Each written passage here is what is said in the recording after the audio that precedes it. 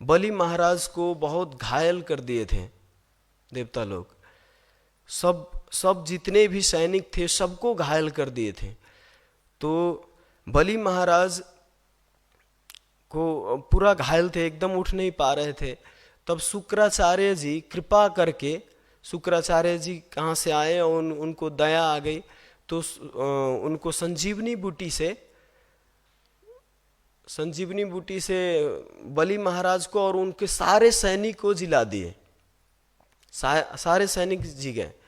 इसके बाद क्या हुआ कि शुक्राचार्य के सेवा करने लग गए बलि महाराज, उनके सारे सैनिक शुक्राचार्य की सेवा करने लगे। सेवा के बल से शुक्राचार्य अति प्रसन्न हुए और प्रसन्न होकर उनको वो अश्वमेध यज्ञ करने के लिए आज्ञा दिए कि अगर ये अश्वमेध यज्ञ करोगे तो तुम इंद्र के पद को प्राप्त कर सकते हो। जो स्वर्ग लोग तुम चाह रहे हो प्राप्त करने के लिए, उसको प्राप्त कर सकते हो।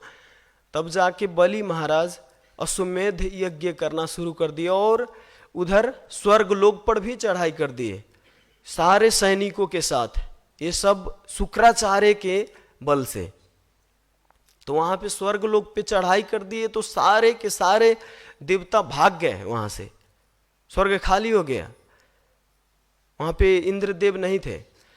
तब जाके जब बाद में देखा अदिति माता कि इधर बलि महाराज यज्ञ कर रहे हैं मेरे पुत्र के राज सिंहासन के लिए और मेरे पुत्र इधर उधर भटक रहे हैं, तब अदिति माता भगवान से प्रार्थना किए और अपने पतिदेव कश्यप जी से कि क्या करना चाहिए, मेरे पुत्र ऐसे भटक रहे हैं। माँ को तो दया आती है ना, पुत्र अगर भटके तो। सबसे पहले तो कितना भी कुछ हो, इंद्र हर चीज में जलते हैं। अगर कोई तपस्या कर रहा हो तो इंद्र सबसे पहले उनसे जलते कि कहीं ये मेरा राज सिंहासन न ले ले, है ना। वो डर के भी फिर भी अदिति माता को पता था, लेकिन अदिति माता फिर भी प्रार्थना करने लग गए कि कुछ करिए पुत्र के लिए। तब जाके कश्यप जी बोले आप चिंता मत करो, आपके गर्भ से स्वयं भगवान प्रकट होंगे। तब भगवान और एक व्रत बताए, पायो व्रत नामक एक व्रत है। वो पायो व्रत को 12 दिन करना होता है। 12 दिन तक अगर वो व्रत करे तो अगर भगवान प्रसन्न होके आपको कुछ देंगे। तब जाके 12 दिन तक पायो व्रत किए अदिति माता और भगवान प्रसन्न होके प्रकट हुए और उनसे पूछे कि क्या चाहिए। तब उन्होंने वही बोला कि इंद्र को परास्त करने वाला, ये मच्छर कहाँ से आ जाए तो इंद्र को परास्त करने वाला एक पुत्र चाहिए। तो उन्होंने बोला कि ठीक है, मैं ही आपके गर्भ से, मैं उसको मार तो नहीं सकता क्योंकि मैं जो प्रहलाद महाराज थे मैं उनको वचन दिया था कि आपके वंशज में कोई भी आने वाले को मैं नहीं मारूंगा। तो मैं मार तो नहीं सकता, लेकिन आपके पुत्र के लिए मैं स्वर्ग हासिल करवा सकता हूँ। तो बोले कि मैं आपके ही गर्भ से मैं जन्म लूंगा और शुक्ल पक्ष द्वादशी के दिन अदिति माता के गर्भ से वामन के रूप में, उनका नाम पहले उपेंद्र था, तो छोटे होने के कारण बौना होने के कारण उनका नाम वामन पर है, छोटा, बहुत छोटे थे। तो वहाँ से वामन देव निकले जहाँ पे यज्ञ कर रहे थे बलि महाराज, अश्वमेध यज्ञ, और पूरा ही होने वाला था उनका 100वां यज्ञ। तो वहाँ पे पहुँच गए। पहुँच के जब भी उनका इतना तेज था वामन देव के शरीर से, इतना तेज था कि सब ब्राह्मण लोग उठ के खड़े होके उनका स्वागत करने लगे।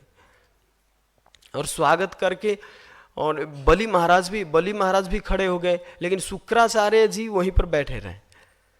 सब होके उनको स्वागत किए और उनको बैठाए, उनके चरण धोए, चरण धो के अपने सिर पर रखे। बलि महाराज तो बहुत संस्कारी थे, लेकिन असुर सबके साथ में रहते रहते उनका भी वो दूसरे को पराजित, क्षत्रिय स्वभाव था ना। तब आए, उनको बैठाए और उनसे बोले कि हमको लगता है आप ब्राह्मण देव, आप कुछ लेने आए हैं यहाँ पर, कुछ मांगने आए हैं। तब बोलते हैं कि पहले तो वामन देव उनके पूर्वज हिरण्याक्ष हिरण्यकशिपु के खूब गुणगान करते कि आपके परदादा, आपके दादा ऐसे थे वैसे थे, दानी थे, बहुत बड़े दानी थे, तो सब बताते। तब जाके कहते हमको 3 पग भूमि चाहिए, और 3 पग भूमि मांगते हैं। तो कहते इसमें क्या, तो देने के लिए तो तैयार हो जाते हैं, लेकिन शुक्राचार्य इधर से सावधान करते हैं कि मत दीजिए, वो साक्षात विष्णु है, विष्णु इतना छलिया है कि कहीं से भी प्रकट होकर कुछ भी कर सकता है, और ये विष्णु है साक्षात। तुम्हारा ये सारा लोक जितना भी तपस्या किए हो, जितना ये अश्वमेध किए हो स्वर्ग प्राप्ति के लिए, तीनों लोक ये हड़प सकता है। इनके ऊपर विश्वास मत करो, गुरु के ऊपर विश्वास करो। लेकिन देखिए यहाँ पर हम समझ सकते हैं कभी कभी अगर गुरु संप्रदाय विहीन है, मतलब अगर इंस्ट्रक्शन अगर भगवान से दूर ले जाने के लिए हर चीज, गुरु न सस्यात माता न सस्यात जननी न सस्यात, क्या कहते शास्त्र में कि वो माता माता नहीं है, वो गुरु गुरु नहीं है, वो पिता पिता नहीं है, वो देवता देवता नहीं है। जो भगवान से दूर कराए, भगवान के अगर नजदीक ले जाए, वही माता माता है, वही गुरु गुरु है।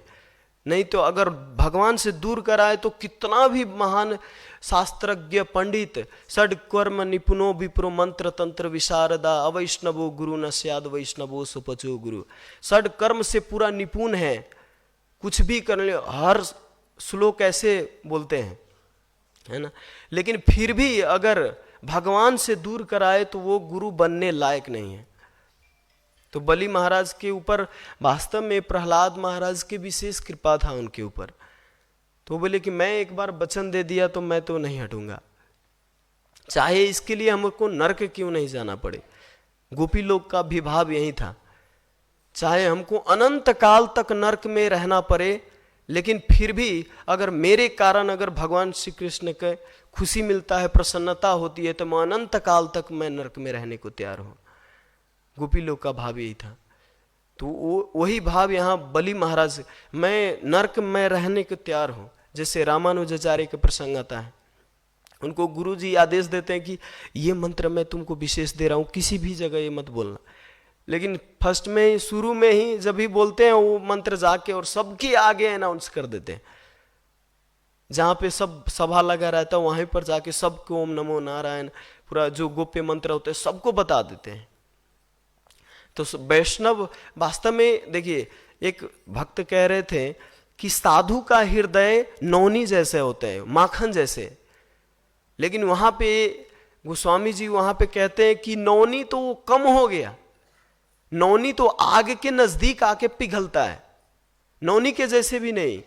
नौनी जो माखन होता है वो आग के नजदीक आके पिघलता है, लेकिन साधु क्या होता है, साधु दूर से ही वो देखते हैं कि मनुष्य नरक की तरफ जा रहा है। श्रील प्रभुपाद जी सबके नजदीक जाके थोड़ी देखे थे कि इसके जीवन में है, इसके जीवन में है, वो तो जानते थे कि कितना स्पीड में जा रहे हैं नरक की तरफ ये लोग। तो अमेरिका नहीं गए थे, लेकिन यहीं से पता था कि सारे के सारे विश्व में पूरा संस्कृति लोप हो रहा है। तो प्रभुपाद जी इस संस्कृति को फैलाने के लिए करुणा करके सबके ऊपर और चारों तरफ फैलाए। तो नौनी से भी कोमल साधु का हृदय होता है, साधु के हृदय जैसा नौनी भी कंपेयर नहीं कर सकते। तो वहां से बलि महाराज नहीं माने, वो बोले कि ठीक है मैं तो दूंगा, और संकल्प कर लिए। शुक्राचार्य भी श्राप दे दिए उनको उसी समय कि तुम गुरु का अवज्ञा किए हो, तुम नरक जाओगे। कोई टेंशन नहीं, नरक जाएंगे जाएंगे, ठीक है। लेकिन संकल्प करके और 3 पग भूमि के लिए संकल्प तो कर लिए। इधर जब संकल्प कर लिए तो भगवान जब उसी समय जब देने के आया तो भगवान इतना विराट स्वरूप लिए, इतना विराट स्वरूप लिए कि तीनों लोक में उनका शरीर फैल गया, और उनका हाथ जो था, हाथ से ही सब कुछ कवर कर सकते थे। 2 पग में तो आकाश पाताल तीनों लोक नाप लिए, तीसरा स्टेप रखने के लिए ही नहीं जगह, अब कहाँ रखे। तो वहां पे गरुड़ जी थे, और गरुड़ जी अपने वो पास से बांध दिए उनको, और बांध के और बोले कि ठीक है, तीसरा पैक कहाँ रखो, तुम कपटी हो, तुम झूठा हो, तुम कहते थे कि मैं 3 पग दूंगा, 3 पग देने के लिए औकात नहीं है, अब तू कहाँ से देगा। तो बलि महाराज बोले, प्रभु दान से बड़ा दानी होता है, दान से बड़ा दानी होता है। मैं दानी हूं, मैं दान करने वाला हूं, और ये जितने मैं दान किया ये सब मेरा है, और जो दानी है वही मेन है ना, तो मैं बाकी हूं, आप ये चरण मेरे सिर पे रखो, तब जाके मेरा दान पूरा होगा। तो भगवान तो परीक्षा लेना चाह रहे थे, जैसे ऐसे बोले तो सिर पर रखे अपना पांव चरण, और रख के तब जाके उनको वरदान दिए कि जाओ तुम सुतल लोक में, और सुतल लोक में अपने चक्र को भी साथ में उनके सुरक्षा के लिए भेजे बलि महाराज के साथ, और तो फिर से स्वर्ग प्राप्ति देवताओं को हुआ। तो ऐसे इसी दिन भगवान बामन जी का प्रकट्य हुआ था, तो विशेष दिन है। बामन जी से हम प्रार्थना कर सकते हैं कि भगवान के चरणों में हमारा मति लगे, भगवान से प्रीति बढ़े। और आज है दूसरा जीव गोस्वामी के अपीयरेंस डे, तो उनके बारे में मैं कुछ बताना चाहता हूँ। जीव गोस्वामी इतने पांडित्य थे कि गौड़ीय वैष्णव संप्रदाय में, उस समय मथुरा में गौड़ीय वैष्णव संप्रदाय के सबसे ऊंचे पद के आचार्य में जीव गोस्वामी को रखा गया था। इतना उत्कृष्ट थे जीव गोस्वामी। 400 श्लोक उन्होंने रचना किया, बहुत सारे ग्रंथ है, लेकिन 25 ग्रंथ उनका वर्णन है। इतना स्पीड में लिखते थे, इतना स्पीड में लिखते थे जीव गोस्वामी कि जैसे ये पेपर है तो अभी का पेन तो जल्दी इधर लिखते हैं तो इधर सूख जाता है, लेकिन जीव गोस्वामी ऐसे इधर लिखते तो इधर नहीं सूखा, तो इस पेज को अलग रख के और फिर इस पर लिखते थे, और फिर तब जाके इस पर लिखते थे बाद में। इतना स्पीड में लिखते थे। उनके पास पेपर नहीं पूछता था, कहां से लाऊं पेपर। तो एक बार उनका संकल्प था कि ब्रज से बाहर कहीं भी रात को नहीं रहते थे, अगर गए भी कहीं तो ब्रज से बाहर नहीं रहते थे रात को, दिन को जैसे भी ब्रज में आना ही है वृंदावन में, संकल्प था उनका, वृंदावन से बाहर नहीं जाते थे। तो एक बार दिल्ली के अकबर को प्रश्न हुआ कि यमुना श्रेष्ठ है कि गंगा श्रेष्ठ है। श्रील प्रभुपाद की यमुना जी श्रेष्ठ है कि गंगा जी श्रेष्ठ है, तो इसका उत्तर कौन दे सकता है। तो चारों तरफ सब तरफ फैला दिए, कौन इसका उत्तर दे सकता है। तो सब कुछ बता रहे थे, कोई बता रहे थे यमुना, कोई बता रहे थे गंगा, लेकिन प्रमाण ठोस उदाहरण कोई नहीं दे रहे थे। तो उनके जो अकबर के मंत्री कौन था, बिरबल, तो बिरबल बताए कि एक ही आदमी आपके प्रश्न का उत्तर दे सकता है, वो है जीव गोस्वामी जो वृंदावन में रहते हैं।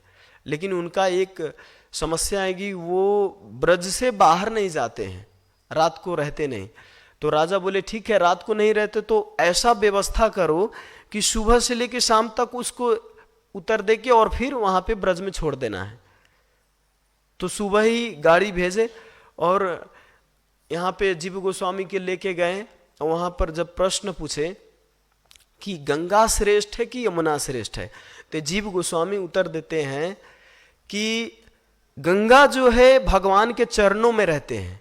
सिंपल उदाहरण दिए, गंगा जो है भगवान के चरणों से निकला हुआ है और चरण से निकला हुआ ब्रह्मा जी कमंडल में धारण किए, लेकिन यमुना जी जो है भगवान अपने हृदय में धारण करते हैं। तो समझने वाले सब समझ गए, नहीं समझने वाले रह गए।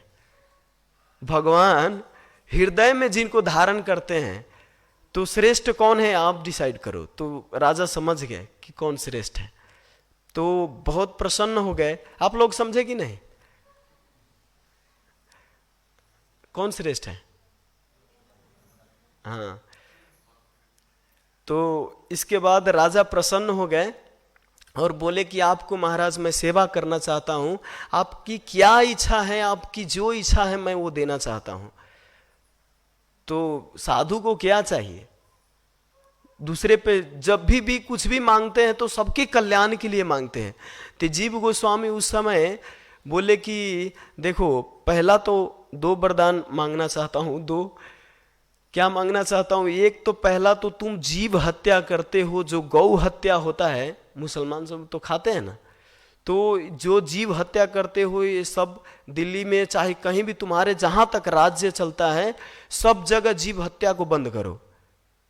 इसको पहले बंद करो, कहीं भी नहीं होना चाहिए, न मांस मदिरा दारू मांस से कुछ भी नहीं होना चाहिए, पहले इसको बंद करो। सबसे बड़ा समस्या तो यही है। फिर मैं कल एक पोस्ट देख रहा था, उसमें पूरा सीधा गाय को काट के और खा रहे थे। कितना निर्लज और कितना महापापी, साक्षात राक्षस ही वो प्रकट हो। राक्षस भी यार गाय को मैं खाता हुआ किसी शास्त्र में नहीं देखा, कितना बड़ा असुर होगा। तो ये बोले कि सबसे पहले इसको बंद करो। और दूसरा क्या मांगे? दूसरा मांगे कि देखो राजा, अगर तुम प्रसन्न हो तो मेरे लिए पेपर भिजवा दो। देखिए, कागज मांग रहे, कह रहे कि हमारे पास लिखने के लिए कागज नहीं होता, तो मैं कभी कभी ऐसे भजन करता हूँ, रहता हूँ, नाम जप करता रहता हूँ, हमको बहुत इच्छा है लिखने की, तो अगर तुम कागज दे सकते हो तो कागज दो। तो राजा बोले, ओ महाराज, आपके लिए तो जितना दिन तक आप इस धरती पर रहोगे और मैं जितना दिन तक इस धरती पर रहूंगा, जितना दिन तक मेरा राज्य रहेगा, उतना दिन तक आपके राज्य में, आपके वहां वृंदावन में मेरे यहाँ राज्य से सप्लाई होगा पेपर। आप कितना जितना लिखना हो लिखो। हम कितने निठल्ले हैं कि हमारे पास पेपर भी है, कितना भी कॉपी किन सकते हैं उसे स्टेशनरी से ना, लेकिन हमको लिखने के लिए आलस होता है। लेकिन उनके पास, गोस्वामियों के पास पेपर नहीं था तो पेपर मांगते थे। प्रभुपाद जी ये पेपर के लिए पैदल चल के कहां कहां जाते थे दान दक्षिणा मांगने। 5 रुपया के लिए प्रभुपाद जी एक दिन तो दिन भर सुबह से लेकर शाम तक बैठे हुए थे।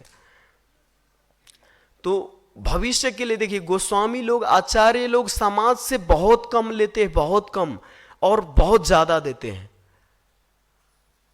कम लेते थे, कौपिन कंथाश्रितो, है ना, कौपिन धारण करते थे, लेकिन समाज को बहुत ऐसे दिए रत्न कि जीवो जुग तक उनका यश और उनका कीर्ति रहेगा। उनका लिखा हुआ लोगों को कल्याण के लिए, सबको कल्याण करता रहेगा, उनका कीर्ति, उनका लिखा हुआ। तो श्रील प्रभुपाद जी भी ऐसे किए। और जीव गोस्वामी के बारे में एक बार आता है कि जीव गोस्वामी एक बार वृंदावन में भजन कर रहे थे, और रूप गोस्वामी तो भजन कर रहे थे, और उसी समय और झल रहे थे, पंखा झल रहे थे जीव गोस्वामी रूप गोस्वामी को। तो उस समय वल्लभ भट्ट कह के एक व्यक्ति आया वहाँ पर, और वो बोले कि आपके जो रचना है भक्ति रसामृत सिंधु, उसमें खोट है, उसमें जो मंगलाचरण लिखा है आपने, उसमें गलती है, मैं उसमें संशोधन करके और निकाल सकता हूँ गलती।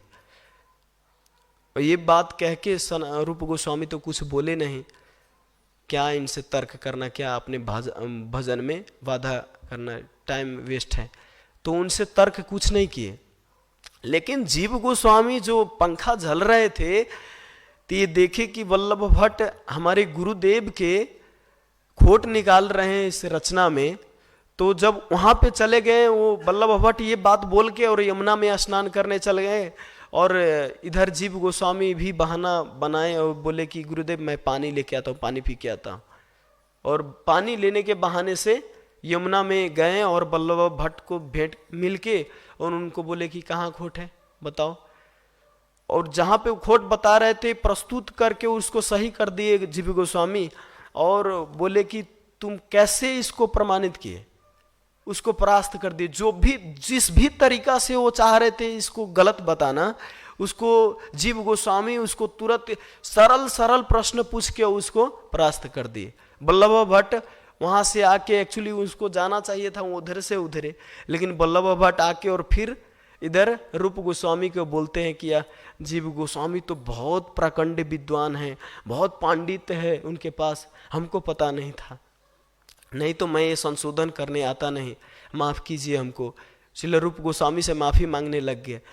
तो रूप गोस्वामी को पता चला कि कौन इसको छक्का छुड़ाया है, जीव गोस्वामी। जीव गोस्वामी जब भी आए तो उनको बोले, ये तुम्हारा जो चंचल मन है ना, चंचल मन, ये चंचल मन लेके वृंदावन में नहीं रह सकते तुम, जाओ इधर से जाओ, नवदीप जाओ उधर और बाहर जाओ उधर, जब तुम्हारा मन शांत तो हो जाए तब जाके ब्रज में आना। और गुरुदेव बोले हैं, तो देखिए कितना बड़ा गुरु के लिए किए, वो करना चाहिए भी। देखिए अपने पर जब कुछ दुख आए, अपने पर जब कोई अपमान करे, आपको कोई अपमान करे, वो सहना, ये तृणादपि सुनिचेना श्लोक लागू होता है यहाँ पर। लेकिन जहां पे गुरु का अपमान हो, वैष्णवों का अपमान हो, वहां पे सह के रहना हिजड़ा कहलाता है वो। हाँ, गुरु के लिए, भगवान के लिए आप सह के है, नहीं त्रिनादपि सुनिचेना तरुरपि सहिष्णु ना मानी न माने देना कीर्तनीय सदा हरि, वहां पे खूब श्लोक रचना पढ़ेंगे तो वहां पे हिजड़ापन होगा। ये श्लोक वहां पे लागू नहीं होता है। ये श्लोक कहां पे लागू होता है? जहां आपके ऊपर कष्ट भरपूर पड़ा हुआ है, फिर भी आप उसको सह के भक्ति कर रहे हो, उसको त्रिनादपि कहते हैं, उसको सहन शक्ति कहते हैं। एक भक्त उधर जड़ी बूटी से आए थे यहाँ पर, तो वो बता रहे थे, ये प्रैक्टिकल है। देखिए हमारे नेपाल में ऐसे रामकृष्ण हरि जो सुनते आ रहे हैं, वो कैसे बता रहे हैं। उनके पिताजी पशुपतिनाथ मंदिर भी जाते हैं, तो वो बता रहे थे कि प्रभु जी मेरे घर में भगवान विष्णु का मूर्ति है छोटा सा, और उस मूर्ति को लेके मेरे पिताजी आए और ऐसे पत्थर पे पटक के और फोड़ दिए। और मैं जब खाना बनाता हूँ तो खाना बनाते हूँ भेज, मैं अपने लिए वो सब लहसुन प्याज मिक्स करके बनाता है, लेकिन मैं अलग बनाना चाहता हूँ तो मेरे अंकल आके उसमें थूक डाल देते हैं, थूक फेंक देते हैं। तो कितनी विडंबना की बात है। देखिए वो बेचारा भक्ति करना चाहते, लेकिन उसको ऐसे तमोगुणी फैमिली में है कि उसको बेचारा को करने नहीं देते। और कितना, और वहां पर भी वो भक्त को, हमको सबसे आश्चर्य लगा कि वो सब कुछ सह के रह रहे हैं। भगवान के मूर्ति फुटाल दिए, उसके भगवान के भक्ति में इतना बाधा डाल रहे हैं, फिर भी मैं उनको बोला, अरे यार ये ऐसे घर में रहना क्यों है, इतना बड़ा संसार है, इतना प्रभुपाद जी सब कुछ प्रोवाइड किए हैं, यहाँ पे रह के भक्ति करो, घर में रह के तुम क्या यहाँ सब कुछ मिलेगा तुमको। लेकिन वो क्या कहता है पता है? वो कहते नहीं प्रभु जी हमारा ही गलती होगा, पता नहीं माता पिता तो हमारे लिए अच्छे ही सोचेंगे। बेवकूफिया, भगवान के मूर्ति फुटा दिया और कह रहे हो हम अच्छे ही सोचेंगे। मतलब इतना भी और अपने ऊपर वो, जब वो बता रहे, मैं उस बात से समझा कि वो कितना वो उसके अंदर त्रिनादपि है। वो जब मैं उनको पूछा तो बोले कि जब मेरा भाई, बड़ा भाई मेरे को मारने आया, छोटा भाई जब मारने आया तो मैं उसको दिया एक घुसा, एक मुका दिया उसको, और उसका भी दांत तोड़ दिया। तो मैं बोला देखो तुम्हारे ऊपर जब मारने आया तो तू मुका चला दिया, लेकिन जब भगवान को उधर हुआ तो तुम कुछ नहीं बोल रहे हो। इसका अर्थ क्या है? तुम ये दिखावटी कर रहे हो, भक्ति का नाटक कर रहे हो। अरे ज्यादा नहीं, ठीक है माता पिता का सम्मान करना चाहिए, लेकिन उनको उनके कल्याण ही है उसको छोड़ने में। कुछ दिन के लिए छोड़ो, तुम्हारे ऊपर आसक्ति है कि ये साधु न बन जाए, ये न हो जाए, वो न हो जाए, तो माता पिता का कल्याण ही है उसी में कि आप उससे कुछ दिन डिस्टेंस बना के रखो, कुछ दिन दूर रहो, तब जाके माता पिता को ख्याल आएगा कि क्या है वास्तव में, और उसको समझाओ। ये नहीं कि उनके वश में, उनको समझाने के लिए कि भगवान क्या है, भगवान की और वो उनके पिताजी पशुपति जाके तिलक लगाते हैं, आप देखोगे तो पहचान भी नहीं पाओगे कि ये नास्तिक हो सकता है और ये मूर्ति फुटा सकता है। वो माला तिलक सब कुछ लगाते हैं एकदम। तो इसीलिए कितना विडंबना की बात है। हम लोग जहाँ पे सहना चाहिए वहाँ पे नहीं सहते, जहाँ पे सहना नहीं चाहिए वहाँ पे सह लेते हैं, उल्टा उल्टा काम करते रहते हैं। तो यहाँ पे जीव गोस्वामी जो किया वो अच्छा किया, लेकिन फिर भी इनको दंड मिला कि जाओ, तुम्हारा मन बहुत चंचल है, ब्रज से बाहर जाओ तुम, जब तुम्हारा मन शांत हो जाए तब जाके तू वृंदावन में आना। लेकिन जीव गोस्वामी अब गुरु के आज्ञा पालन करना है, जाके और नंद घाट जानते, वृंदावन में नंद घाट है, तो ब्रज से बाहर तो नहीं गए, नंद घाट पर जाके और नाम जप करते थे, बहुत ज़्यादा तपस्या करते थे, खाते नहीं थे, भिक्षाटन करके खाते थे, वो भी नहीं, भिक्षाटन भी छोड़ दिए, सब कुछ छोड़ दिए, और बहुत अपने गुरु के ऊपर अपराध किया हुआ, अपने को अपराधी मान रहे थे कि मैं गलती किया, इसके लिए वो बहुत तपस्या, 2-3 दिन पर पानी पीते थे, केवल 5 दिन पर पानी पीते थे, छाछ पीते थे ऐसे, और बहुत दुबला हो गया था। एक दिन तो हफ्ता हफ्ता तक खाते नहीं थे, तो बहुत दुबला हो गया था। उस समय सनातन गोस्वामी उसी रास्ते से जा रहे थे, तो सनातन गोस्वामी देखे कि ये जीव बहुत दुबले पतले होके, बहुत इनका परिस्थिति गंभीर है, तब जाके उनको लेके गए और रूप गोस्वामी को समझाए बुझाए कि ऐसा नहीं करना चाहिए। जीव गोस्वामी को फिर जैसे भी उनको वहाँ पे रखे। तो आज के लिए इतना ही। किसी का प्रश्न टीका टिप्पणी है? जल्दी पूछिए, समय खत्म हो गया। लेकिन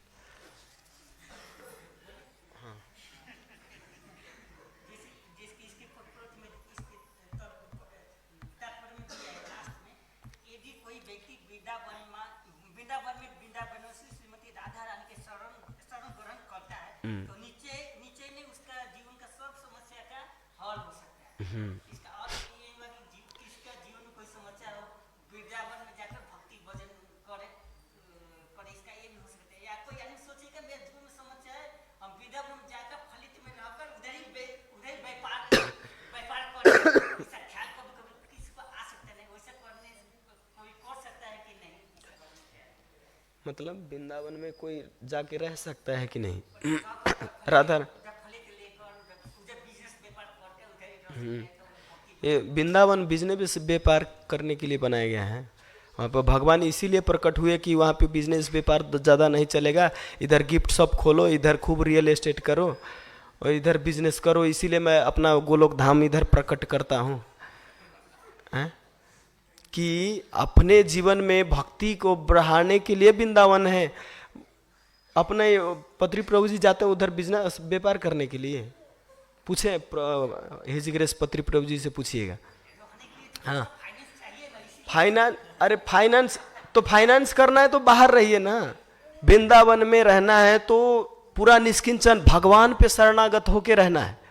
क्या साधु को क्या चाहिए? खाने के लिए है ना, खाने के लिए 200 ग्राम चाहिए, कपड़ा वो ब्रजवासी पालन कर ही देते हैं। अब ब्रज में अगर बिजनेस व्यापार करते हो तो ब्रजवासी आपको वो बहुत गाली देंगे, बहुत गाली देंगे। और मैं देखा हूँ वहाँ पर ब्रजवासी लोग जो भी कितने दिन से ब्रज में रह रहे हैं, और ज़्यादा उसका मैं खुद अपना अनुभव बताता हूँ। मैं जब वृंदावन में था तो इतना मतलब सच में जितना मैं यहाँ पे कॉन्शियसनेस होता हूँ वहाँ पे नहीं होता। वहाँ पे अपना घर जैसा लग रहा था, अपने घर में, और किसी को गाली दे दिया, किसी को डांट दिया, ऐसे मतलब 2-3 महीना तक नॉर्मल रहता है। इसके बाद क्या होता है, आपके घर जैसा अपने फैमिलियर हो जाते हैं। कहते ब्रजवासी भी ऐसा गाली देता है यार। था तरीके एक टोटो पर मैं चढ़ के जा रहा था तो टोटो वाला हमको बताया कि मैं प्रभु जी संसार के हर व्यक्ति पर विश्वास कर सकता हूँ लेकिन ब्रजवासी पर विश्वास नहीं कर सकता। अब देखिए बेवकूफ को। अब इतना दिन तक ब्रज में टोटो चलाए तो बाद में क्या समझा, भगवान को जानना चाहिए था। बाद में क्या समझे कि मैं ब्रजवासी पे विश्वास नहीं करूंगा, हैं? तो सार निचोर वो निकला। तो ऐसे बिजनेस करके क्या काम, जहां पे ब्रजवासी के ऊपर अपराध हो और जहां पे भगवान के ऊपर अपराध हो, है ना।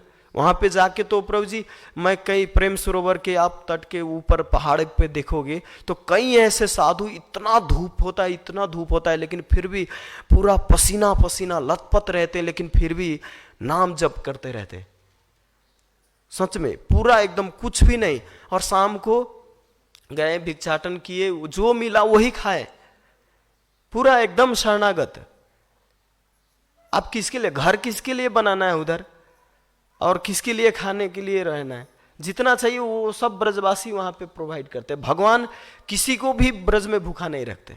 लेकिन हम चाहते नहीं, जिस तरह हम इधर फैन में रह रहे हैं, एसी में रह रहे हैं, उसी तरह हम भी एसी में रहें उधर ब्रज में जाके, और उधर उधर ऐसा ही सोफा पर रहे और ऐसा ही पूरा एकदम सब कुछ प्रोवाइड हो।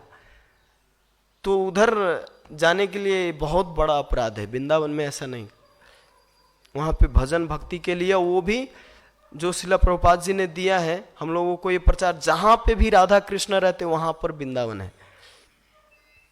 ये वृंदावन वास्तव में मूड और ये चेतना है। वृंदावन में रह के मैं एक साधु मरा हुआ था, दिल्ली में मरा हुआ, वृंदावन में रह रहे थे, सारा जीवन बीता उनका वृंदावन में, लेकिन अंतिम समय मरा तो उनको उठा के उनके शिष्य, जब प्राण छूटने वाला था तो दिल्ली में ले जाके हॉस्पिटल में डाल दी, प्राण छूटा उनका दिल्ली में। तो उसका चेतना था खूब अपना नाम कमाने की, फैलाने की, वृंदावन में रह रहे थे, अंतिम में जाके उनके शिष्य एम्स हॉस्पिटल की कौन है उधर, हाँ उधर में डाल दिए और प्राण छूटा दिल्ली में, टॉयलेट में प्राण छूटा उनका। वो नाम नहीं बताऊंगा लेकिन बहुत बड़े संत। तो ऐसे होता है। तो मूड क्या है, चेतना क्या है, आप यहाँ पे भी जैसे गरुड़ जी का प्राण कहाँ थे, आगे धाम में शरीर छोड़े थे क्या गरुड़ जी, और वो क्या कहते हैं जटायु धाम में शरीर नहीं छोड़े थे। जटायु तो सीता जी को बचाने के लिए कहाँ पहाड़ के जंगल में बाहर थे, लेकिन वहां पे अरण्य